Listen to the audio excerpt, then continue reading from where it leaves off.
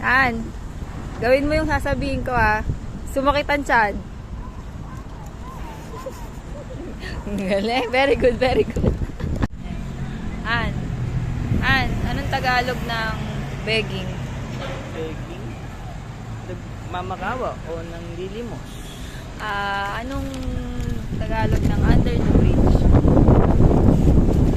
Sa ilalim ng tulay.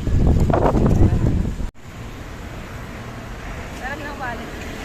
Wallet. Wallet. Mas kami ka.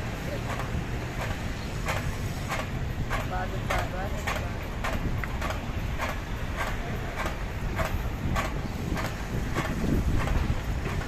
Tingnan mo ulit yung sasabihin ko. Lakad ka dun, Bili.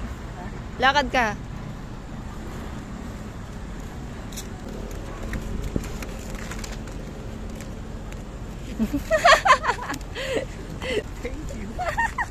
May nakita akong lalaking nakaupo mag-isa at siya ay tila gutom na. Agad ko naman siyang tinanong kung ano ang trabaho niya Lilimos.